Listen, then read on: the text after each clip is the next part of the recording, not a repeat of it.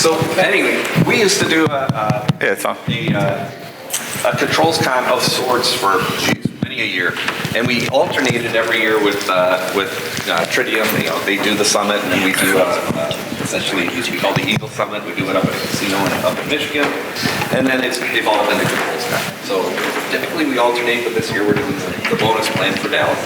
So anyways, the very first one we had a stuff to jump in. And we just get whoever was talking in the, hey, there we go. Whoever was talking in the technical track, we'd put them all up here and then open the floor to questions from you guys. And sometimes there was a lot of questions, sometimes there wasn't so many, and we'll see what we get. And if not, hey, I got more stuff I can show you there in terms of the TechXR. Yeah. So, all right, and without further ado, let's see if has anybody got any questions. And do we have runners? Joseph? Okay, and I think mics are coming up for that. Yep. And we can try to repeat the question if we need to, but there's a question over here kind of in the front. Yeah. Not a question, I just had a remark. That JSON, and I didn't know what that acronym meant, but just as a remark, Easy-IO actually uses that library, if you will, in some of their controllers for dashboard. It's kind of a, it's not an embedded web page, it's a dashboard. Right. And Easy-IO actually uses that. And, you know, just for a layman who's not a developer, who's a HVAC guy, a control guy, writing that type of syntax, and the syntax has to be exactly right. Oh, yeah. Or it doesn't display. Yep. Is cumbersome and it's difficult. It's almost like you have to have it saved somewhere. And you know, how is that syntax exactly put? Okay, there it is. It's usually, and I'll start it blabbing. It's usually some other service or something like that that's actually providing you that data in that format. So it's not so much you having to type it out as much as the service giving it to you in that format. There's that JSON toolkit that Tridium has, if I'm not mistaken, and you can play with that and take some data from your station and serve it up and check some different things out that way. We actually started with that too for TechXR. Initially, the first few iterations of it, I just set up one of those and shoved some data out there and wrote the app on the HoloLens to grab that information. The first time I'd ever seen it was Easy-IO. Yeah. And the way it works in Easy-IO, or the way we approached it in Easy-IO, is you basically were writing the syntax from scratch. Oh, okay. Yeah, generating the output. So I've got it on the screen here, but if you go to json.org, it is a good place to learn information about JSON in general, and it's JavaScript object notation. So it's really just structured key value pairs, and you can see here that it shows like you start off with a root object, and then the root object can have curly braces and square braces, and generally it's going to be key value pairs are going to be encoded in the JSON. So JSON is just a structured way of encoding information that's easily human readable and also easily machine readable and parsable, okay? So a lot of it's going to exist of key value pairs, right? So I have the key that identifies the data and whatever that value is, and things can be stored in arrays, they can be square brackets, they can be curly brackets and things like that. So when I was showing you know, some of that payload here, it's, you know, a key value pair of, or I guess I can show it back over here on the, right here, it was probably easier to look at, right? So it's, you know, a key value pair. So you have your opening object array brace, like your curly brace, and then I have a key called station name and a value of HTML demo, then a key name current time. And, you know, so the key value pairs are separated by colons, and then you can have arrays that have, you know, square brackets and or curly brackets and things, right? So it's just a way to encode data in a structured way. But to Mike's point, it depends on the application as to what the exact syntax needs to be. But it's used a lot with MQTT, it's used a lot with HTML type stuff as well. TechXR. And if we get a little time too, if we switch the old HDMI cable, we included that in because it's basically just a servlet running off the Niagara station, and all that data is made discoverable by the HoloLens app. So it kind of goes through it first and says, okay, what's entirely available from it in a short and sweet? You know, here's all the devices, here's all some basic points. And then when you look at a particular QR code, it drills into that one, and then gives you that full data from it. And I can show you later on. It's basically a IP address or host name / techxr / discovery, and then it'll bring up JSON for you. So when we get a half sec. All right. What else we got? Anything? And darn it, I had a really good, actually I had a good one that I was going to pose to us too. And of course it went right on my head. You stumped yourself? Yeah. So much for that idea. Maybe. Got another one in the middle here, it looks like. Yeah. Or, sorry, there's one over here. We'll get you next. Go ahead. What can you tell us about Niagara 5? It doesn't exist yet. But it's coming. We've been working on it for a while. I would say the biggest evolution that Stephen mentioned is Java 8 has been a long-term support release for Java for many, many years, right? And there's lots of vendors that utilize Java 8 version. So that's going to go end of life in 2030. And so we're trying to be proactive and say the next long-term support release for Java is Java 21, which is out now. And so we're going to, the big thing is going to be to shift to that, but there's going to be other features and compelling reasons, hopefully, to move to Niagara 5 related to maybe device management with JSON and other features and functions that'll get baked into the framework, but more to come, you know, so. Did you scan that barcode that Stephen put up on being on the, yeah, so he's not here. I grabbed that link too, so if I can do it, I'll work with Joseph and Alicia, and maybe we'll send it out to everybody if we can. Blast. Kind of help steer on what, like I'm thinking better HTML widgets, right? More HTML components, since that's where things are at. Those are things that you guys can help prioritize in what we do, so. Especially with all the cloud stuff. Stuff's changing fast. More to come. We're just letting the cat out of the bag and telling you next year we're expecting 2025 we're going to hopefully have a Niagara 5 ready to go, and we'll have more information along the way. So there was one. Here we go. I've got a stupid question. Why is PEM the only cert type that Niagara will accept? It's always a crazy struggle to get a PEM file built correctly, and my IT director goes crazy every time. That's a good question. It's definitely something we've picked on internally about our engineering department as well, about just natively supporting PKCS 12. We do support PKCS 7 and PEM formats, and I want to say I think you can import a PKCS 12 file, but maybe not. You probably still have to convert it with OpenSSL or. In 14, you can double click it and it will open. Oh, okay. So in 4.14, according to Kevin, like we've got that certificate server or that certificate signing service in 4.14, right? So get on the beta and you can actually see it. But that was the other thing. I was like, oh, I don't have to convert the cert. I can just throw it in the Windows Store. Yeah, Cool. I'm struggling to get through OpenSSL every time I have to. Yes. Yes. We hear you.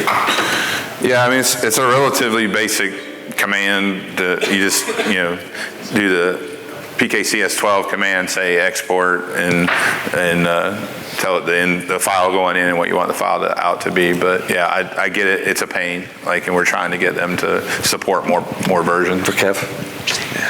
Christian over there. There you go. Oh, you can hear me? On the lines of You- 414 actually, I heard you pretty good. and certificates, it was mentioned earlier about the auto importing down from the server into the JSONs of the certificates. And I believe that it was the server that would act as the authority to actually sign the certificates. Would there be an option to use a different authority but still get the ability to auto renew like that? With the initial release of 4.14, the answer is no. It's going to be the CA. Cert needs to be in the supervisor. We've been discussing some of that internally, and particularly with some customers that have requirements about where a CA certificate can be stored. They don't want it stored in the application. They want it stored, externally or on an HSM or something. So we've been having some conversations about that. It provides the plumbing that it's definitely possible that somebody could maybe write. So the way the certificate signing service works is there's a requester that says, hey, I need a certificate, and it tells the signing service that it needs a certificate. I feel like it's feasible technically that somebody could write something that says, go to this other URL to get the certificate and then pass it back down. But it would require some custom development. And They designed it so that it's modular. So when you pick the signing service, you have to pick the Fox supervisor. So I think what you'll see is that they set it up thinking that somewhere down the line we'd have to connect to other things. But out the door, we just got to see if we can get this working, see how it works. You need to understand how that certificate works, how we get we have a special wizard that you can pop into the security dashboard to say, hey, I need 3 of these certificates for the Fox service, for the web service, and the MQTT. I don't need 3 individual ones, just give me one for this device. And it'll actually go and get that one certificate and install it in all 3 places. And then once you've approved it, you never have to do it again, right? Because now it just auto-renews. Nice. And then IT can help set up whether I want that a year from now or 90 days seems to be the staple for the web. Boy, but it will auto-renew automatically. Wow, because Tim Scott would really like that one too. You know it. And hey, I remembered, guys, what I was going to ask. In regard to templates too, and this was more so just, working with integrators, working with all the different customers and that. What's the biggest or some of the most coolest use of the templates that you've seen so far? Who's really using them? If you can say that. Yeah, I mean, the biggest implementations, typically, the gains are with device templates, generally speaking, but component templates, like I was showing with doing something like the tag dictionary service, and we've seen customers set up fault detection templates. So they want to be able to just go drop fault detection logic into lots of things in the station and not have to go, and edit everything in 1,000 places, right? And so that's the idea, and the benefit of it is that if I've dropped this fault detection logic in 100 things in the station and I need to change it, all I have to do is go change the template and then go tell it to upgrade the template everywhere that it's deployed, right? So it's a single point way to edit everything and then update it all. So it minimizes your engineering labor, cuts down on fat finger errors and things like that. So any sort of reusable sort of logic that gets replicated within the station, whether it's devices or some kind of control logic, are all good candidates for that type of stuff. Super cool. Yeah, a lot of the enterprises are doing it where, let's say I have a master systems integrator, they'll come up with the template that then they'll deploy on the devices. Because a lot of the enterprises want it to look the same across the board. You betcha. Yeah, the template's really good for that. Absolutely, and that's one of the, and I'll call out Mitch Conti, and we were doing some custom logic, exactly that, in some of the zone controllers that they had, and just pop it right in the points folder. It automatically links up all your points. Boom, they're off and running. Okay. Yeah. Good stuff. Yeah. Okay, you guys, anything else out there? Yep, here we go. There's one. Maybe a good question coming in here. You got a mic coming. Yeah. That way everybody can hear you a little bit easier.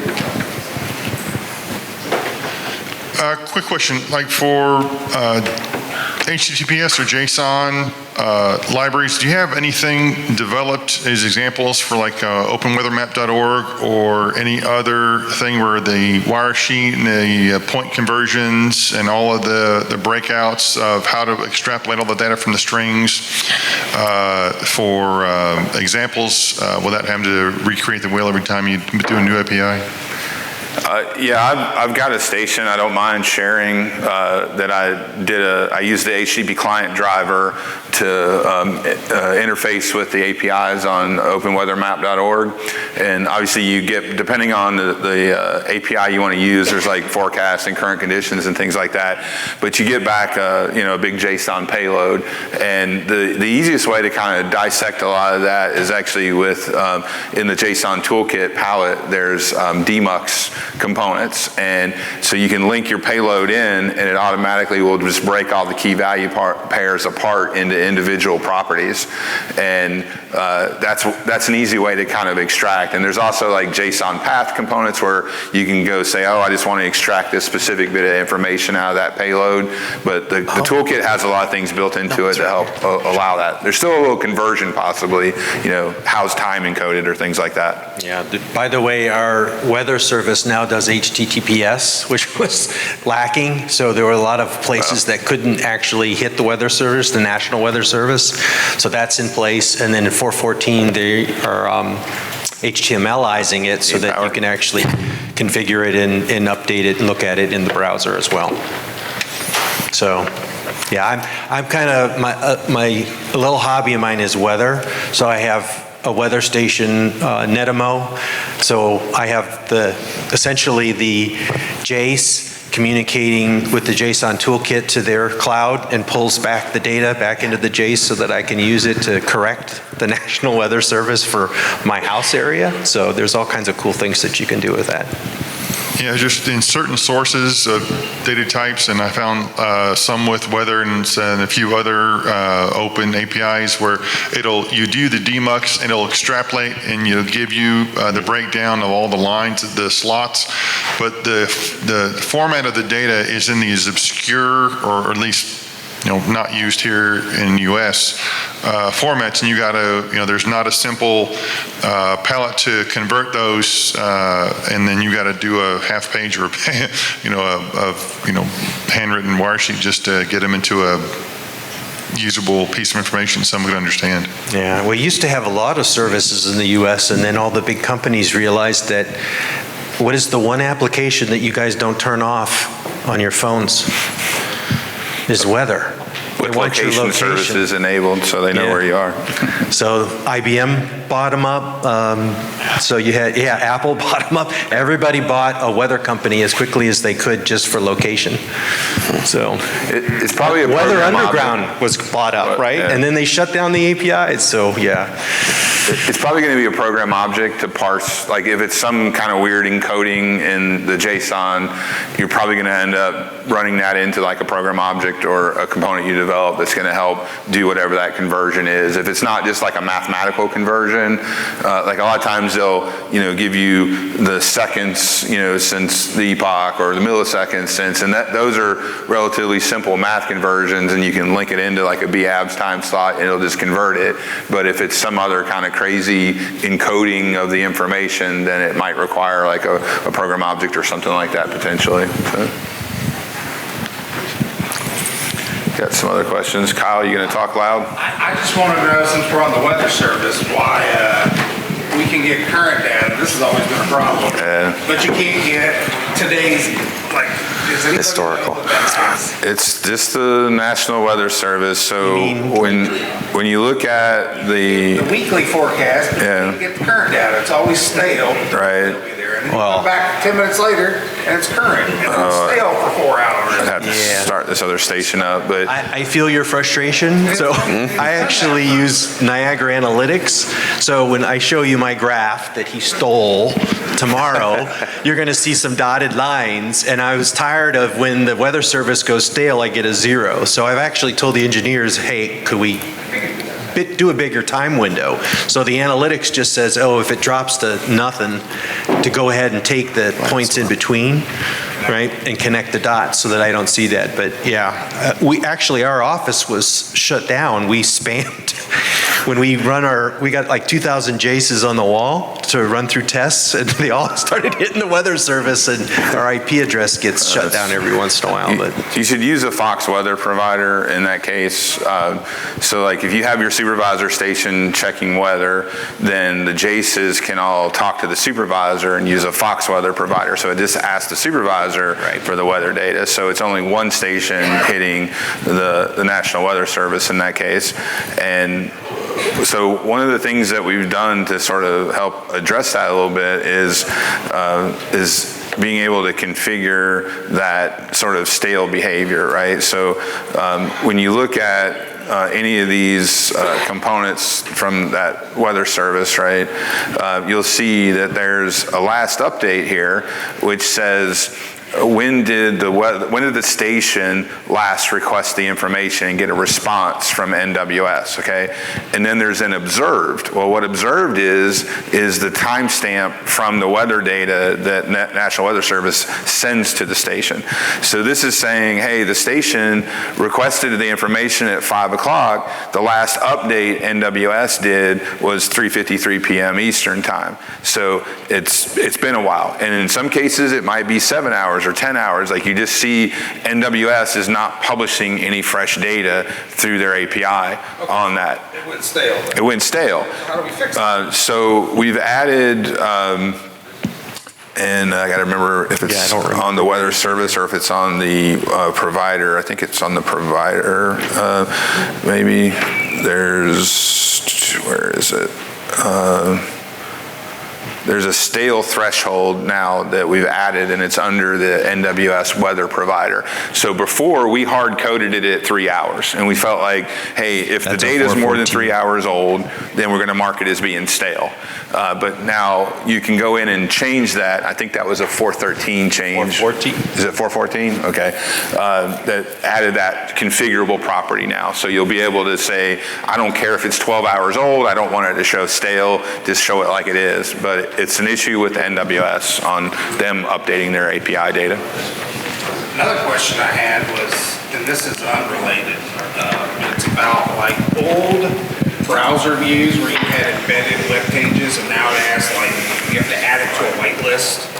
Where's that whitelist? Where do we make that change? If you want to. So there's reasons for it. So the whitelist only applies to the Workbench client. So loading a browser page inside the Workbench client, right? So if I went to, HTTPS, weather.com or something, right? Then it's going to tell me it's not allowed. Okay, but I can go to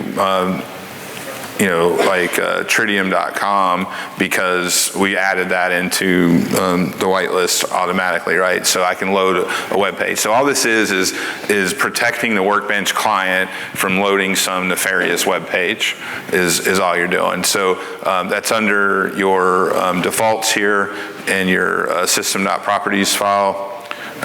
In the system.properties file, there's you can just search on whitelist, and so there's some options here, and you can see, like in this case, I uncommented. This normally has a comment line in front of it, and by default it includes Niagara Community and Niagara Cloud, Honeywell. Can you zoom in? Yeah, they can't see that. Can you zoom in? You have your little zoomy thing? Yeah. I forget how you can bring that one up, but they can probably see it. This is another one of those where we're secure by default, so we only put in the URLs that we know that you'll hit. So I've added a bunch of URLs here that would allow me to go to those inside of the Workbench client. It doesn't affect the browser.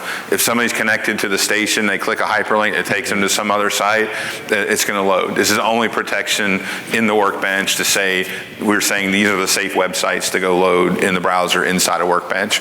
But you can do it with a regex. There's an option here that explains like doing regex patterns to whitelist like websites and stuff like that too that you want to allow in the Workbench. I may ask, because somebody asked me again recently. Yeah. It was asked a year ago, it was asked a year before that, like maybe 2 weeks ago somebody asked, so. Right. Now you know. I never had an answer, so. Now you do. I do. Funny how that works. Knowing is half the battle. That's what they always said on G.I. Joe. I was like, no, who to call? I called James. There you go. Right. When you're using HTML and JavaScript to create your own widgets that you can later use as PX includes, do y'all have examples on how to utilize relativized ORDs? So some of what I was trying to show in the previous session was using the velocity documents in the context, because that is sort of the hard thing about using, if you're going to write raw HTML that you serve from the file space, you've got all these absolute ords that are pointing to specific things in the station, right? So to make it relative, you can use the variables from the PX, the velocity context as variables, and I showed a couple examples there, like with that AHU HTML file, it would work on all these different devices with having a single HTML file. Beyond that, then you get into the Baja UX, where you're creating something that's going to be a web widget that's embedded in a PX view, and that has a binding, right? And so I can bind that to something, and the thing that the view's on becomes that base thing that gets resolved, right? So, but if it's just raw HTML, it's going to be absolute URLs or absolute ords, essentially, that you're going to be mapping without using velocity context or Baja UX.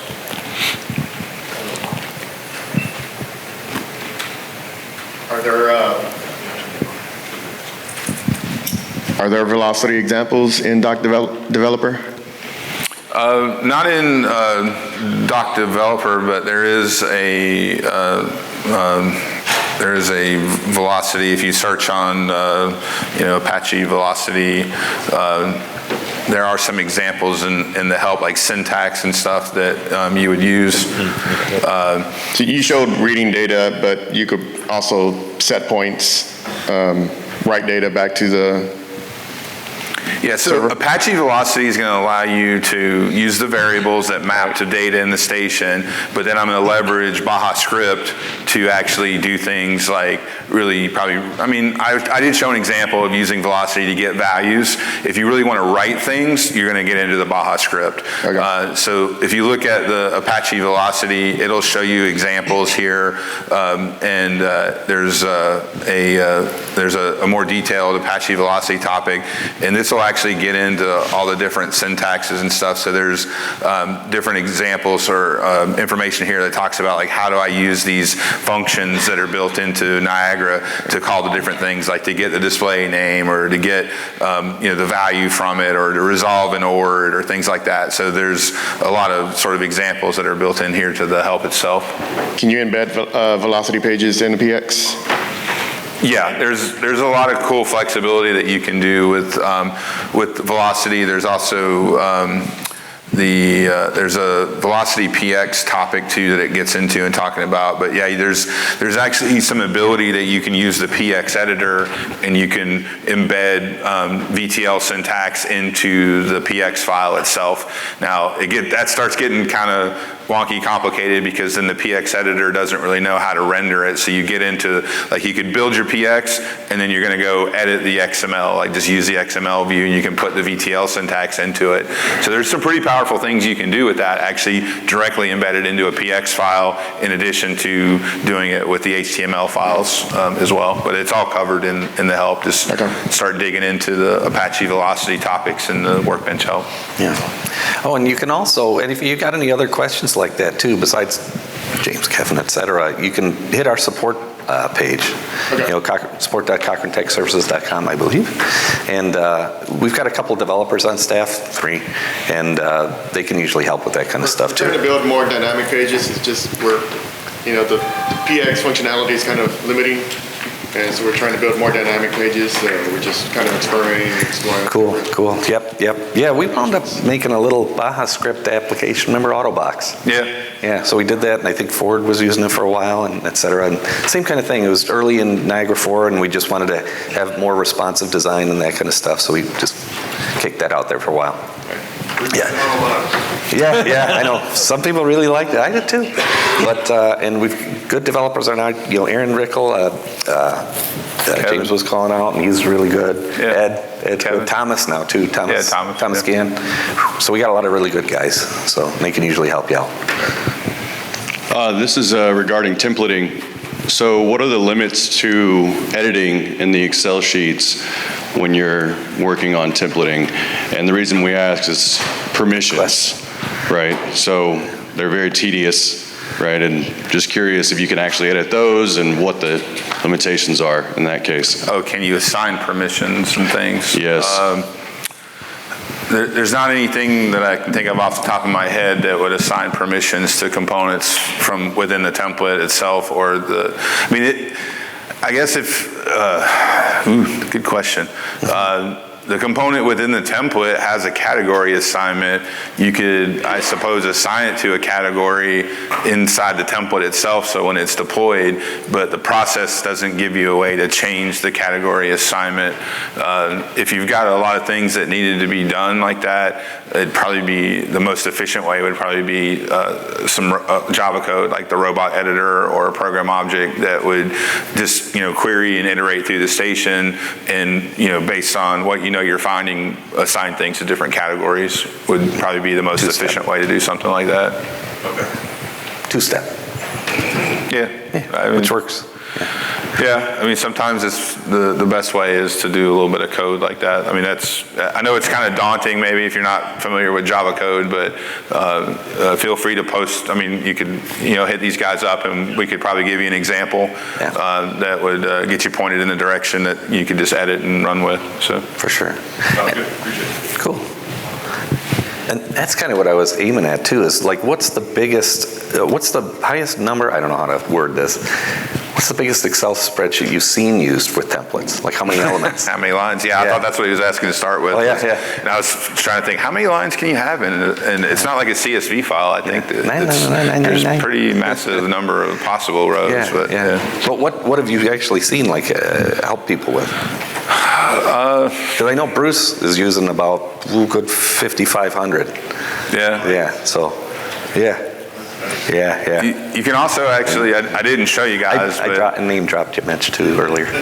You can select multiple templates and do the export config, and you end up with a spreadsheet that has a tab for each template.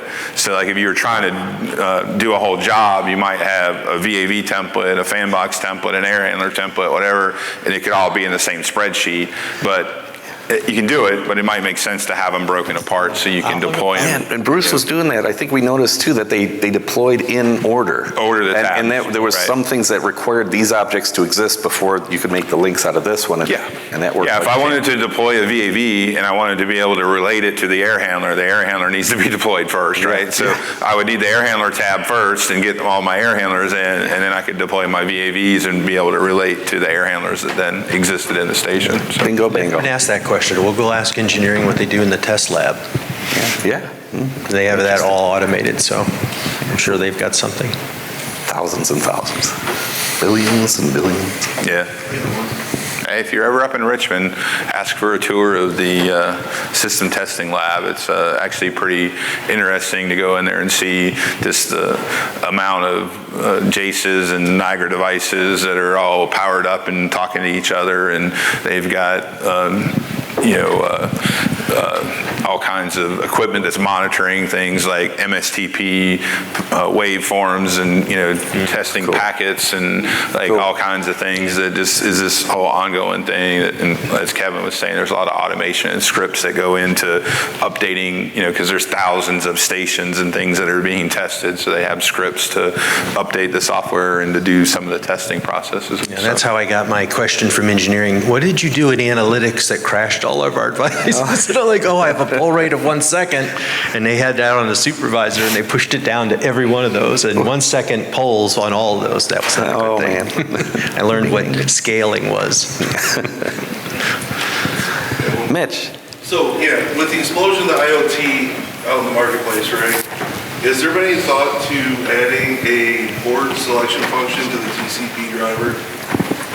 A port selection? Yeah, so like in the back end, you can select what onboard port of a supervisor you want to direct the traffic to. Has there been any thought to adding that to the Modbus TCP driver?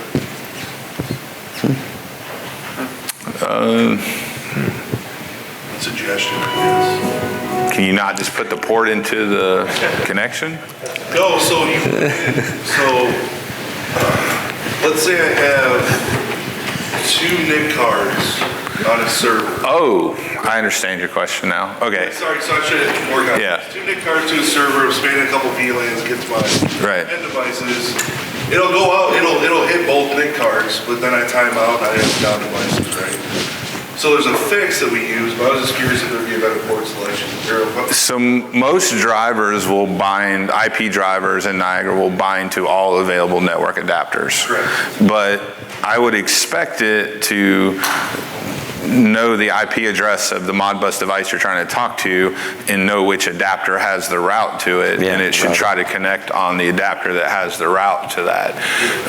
But you're right, LAN IP and BACnet IP, SC, Ethernet, you specify the adapter that you want to use for the driver, but things like OPC and Modbus and Niagara Network and all that kind of stuff, those just, they bind automatically to all available network adapters. Interestingly enough, the Niagara network in that instance doesn't have issue. The TCP network, unless we had static routes, it struggled. It doesn't struggle. It just takes a little bit of time. Then we have down devices that are really down. Specifically the Modbus TCP. It might be something we need to look into then. And it might be like you need, like it would be open a case then, because that sort of sounds like, I mean, sort of, but it sounds like a bug, you know. Was that the thing we were working with Kevin? The other Kevin Crable, with the adding the routes? Yeah, interesting.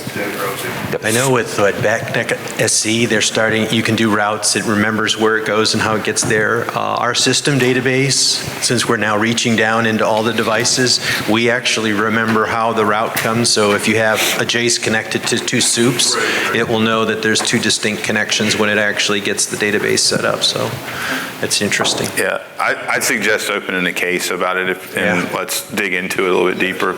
So we got a live set we can look at. Yeah. Cool. I have a question. Are there any tools that we can use to get PCAP files out of JSONs instead of having to go? Yeah, 100%. Take a look in the Doc BACnet guide, and there's, where is it? Or no, is it in Doc BACnet? Is it? Where's the stat? Now I got my brain thinking where the heck where it's talked about at. I thought it was in Doc BACnet. Troubleshooting internet works.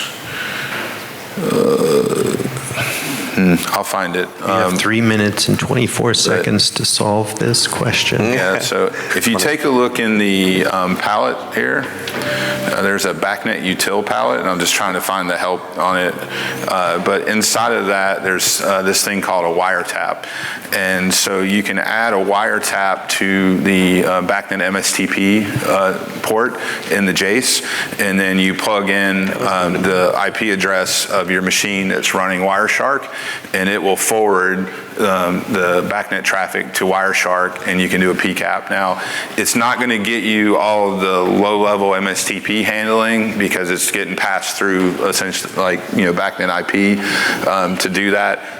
So if you really need all like the token passing stuff, you're still into going and plugging something into the serial port and doing the capture that way.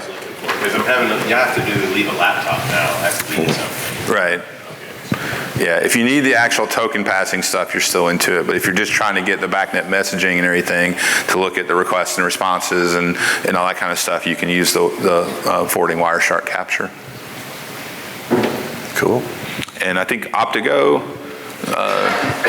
it's Optigo, right? They've got a pretty good blog and article about using that and then using their visual BACnet tool as well. I don't know if you use Optigo or are familiar with it. That's for me to look at in Wireshark. So.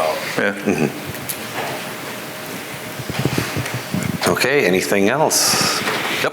Hi-yo. Are you guys going to do containers or Docker on your 9000? So it's on the roadmap, I would say, is one of the things that we're looking at is the ability for, and I say it's on the roadmap, we're working with a company right now, and they're creating an application that'll run in a container.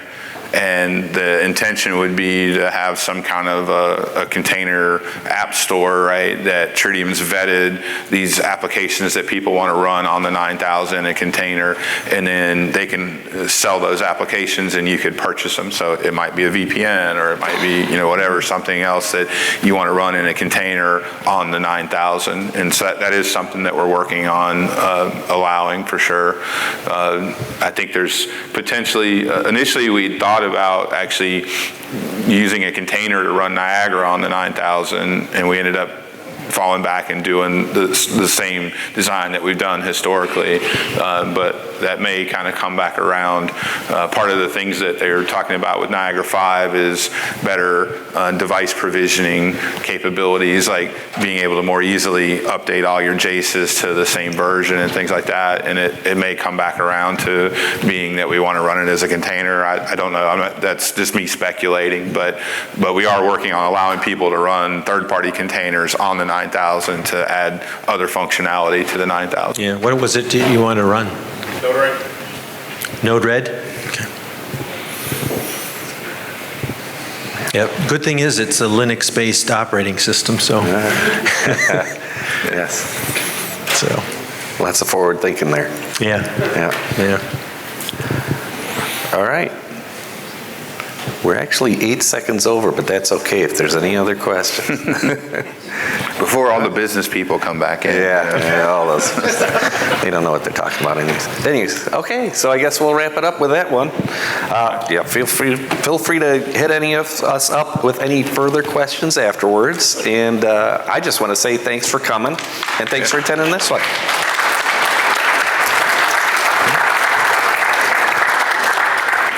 And thanks to James. Thanks to Kevin. That's yours, Sue.